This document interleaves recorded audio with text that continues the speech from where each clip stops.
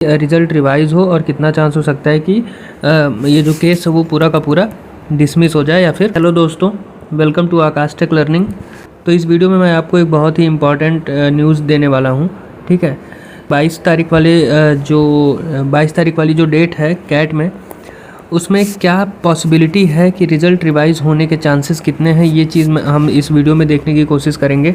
मैं आपको कुछ बहुत ही ज़रूरी फैक्ट्स इस वीडियो में बताने वाला हूं, जिनके बेसिस पे आपको काफ़ी सारी चीज़ें क्लियर हो जाएंगी कि कितना चांस हो सकता है कि क्या हो सकता है। ठीक है, तो अगर मैं थोड़ा सा बैकग्राउंड के बारे में बता दूँ तो जैसा कि मालूम है कि हाई कोर्ट में भी ये लोग गए थे। हाई कोर्ट ने बोला है कि स्टे नहीं मिल सकता है, किसी तरह का कोई इन्वेस्टिगेशन नहीं करवाने के लिए हाई कोर्ट ने बोला है कि कैट अगर चाहे तो वो करवा सकती है। ठीक, और हाई कोर्ट ने बोला है कि आप कैट में ही जाके वहीं पे जो ओए चल रहा है उसी को कंटिन्यू करिए। और अगली चीज़ बोली है कि एसएससी को अपने वेबसाइट पर ये मेंशन करना होगा कि जो अपॉइंटमेंट है वो है सब्जेक्ट टू आउटकम, ठीक, ऑफ ओए इन द कैट। तो ये सारी चीज़ें बैकग्राउंड थी। अब मैं आपको बताता हूँ कि जो डेट्स हैं, ठीक है, देखो, एक तो सबसे पहली इंपॉर्टेंट जो सबसे नज़दीक डेट है वो है 15 तारीख, 15/4/2025। इस दिन होने वाला है सुप्रीम कोर्ट में, ठीक है, सुप्रीम कोर्ट में 2023 सीरियल का केस। ठीक है, इसमें बेसिकली वो है जो कि ओके डोके वाला चल रहा था मैटर, उसके बारे में है ये वाला केस। फिर अगली डेट है हमारी 22 तारीख को, 22/4/2025 को, ये है कैट में। ठीक, ये कैट में है वही अभिनैतन वाला केस, ठीक, जो कि हाई कोर्ट ने बोला है कि आप कैट में जाओ। ठीक है, तो अब देखो, अब इस वाले केस में ना एक बहुत ही इंपॉर्टेंट चीज़ है।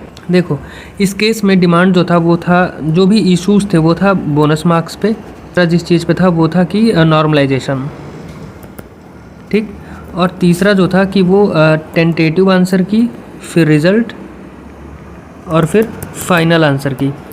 ये कैसा पैटर्न हुआ ये इन्हें समझना था कि टेंटेटिव आंसर की के बाद में रिज़ल्ट और रिज़ल्ट के बाद में फाइनल आंसर की क्यों आती है, क्यों नहीं पहले फाइनल आंसर की आती है और फिर रिज़ल्ट आता है। ठीक, ये 3 पॉइंट्स जब तक सामने आए हैं वो यही 3 पॉइंट्स हैं जो कि कैट में उठे हुए हैं। ठीक है, तो देखो, मुझे जहाँ तक लगता है कि देखो, इस एग्ज़ाम में किसी तरह का कोई स्कैम तो प्रूव हुआ नहीं है, इसलिए किसी भी तरह का कोई इन्वेस्टिगेशन होने का बहुत ही लीस्ट चांस है। ठीक, इस एग्ज़ाम में कोई स्कैम हुआ नहीं है, इसलिए एग्ज़ाम का कैंसिल होने का भी कोई चांस नहीं है, यानी कि री एग्ज़ाम भी नहीं होना है। ठीक, री एग्ज़ाम होना नहीं है, स्टे के लिए कोर्ट्स ने ऑलरेडी मना कर दिया है।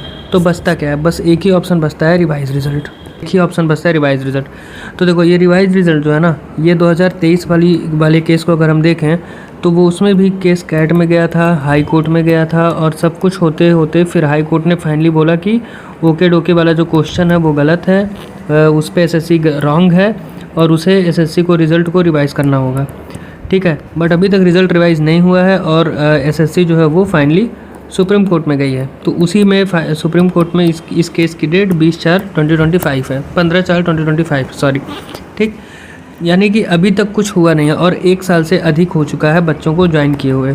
ठीक, तो मुझे लगता है कि रिज़ल्ट का रिवाइज़ होना ऑन द ग्राउंड ऑफ, अगर मैं मेरिट की बात करूँ तो on the ground of bonus, या फिर क्वेश्चन का गलत होना, या फिर ऑप्शन का गलत होना।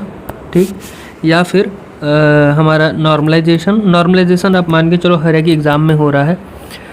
इन तीनों ग्राउंड्स पे रिज़ल्ट का रिवाइज़ होने का मुझे बहुत ही कम चांस लगता है।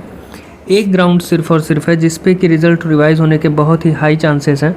अगर उसे मुझे नहीं, अभी इस बात का मुझे मेरे पास मतलब कोई सॉलिड वो नहीं है, प्रूफ नहीं है कि सॉलिड मैंने नहीं देखा अभी तक कि इस ग्राउंड पे केस फाइल हो चुका है या फिर नहीं हुआ है, वो मुझे नहीं पता है। बट जिस ग्राउंड पे प्री वाला रिज़ल्ट रिवाइज़ हुआ था, ठीक, कि ओवर एज लोगों को जो इन्होंने ले लिया था, जो कि वो 32+ आई थिंक थे, जो कि एलिजिबल नहीं थे अदर पोस्ट्स के लिए। ठीक है, इनएलिजिबल थे अदर पोस्ट्स के लिए।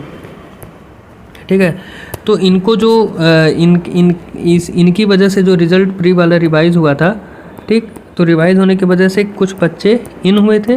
बट प्रॉब्लम ये हुई थी कि जो ऑलरेडी जो इन थे जिन्हें आउट करना था उन्हें आउट नहीं किया गया था। ठीक, ये लोग फाइनली मेंस दिए और मेंस देने के बाद में इनका प्रॉपरली मतलब इनको नॉर्मलाइजेशन में भी शामिल किया गया और इनका फाइनल रिज़ल्ट भी आया है। तो इन लोगों को आउट करने के लिए रिज़ल्ट जो है वो रिवाइज़ बहुत ज़्यादा चांसेस हैं। ठीक है, तो अगर रिज़ल्ट को रिवाइज़ होने का कोई ग्राउंड है तो वो बस यही है कि जो ओवर एज्ड थे, क्योंकि एक बार इसका प्रूफ है कि एक बार प्री वाला रिज़ल्ट रिवाइज़ हो चुका है सिर्फ और सिर्फ इसी ग्राउंड पे, ओवर एज्ड वालों के, ठीक।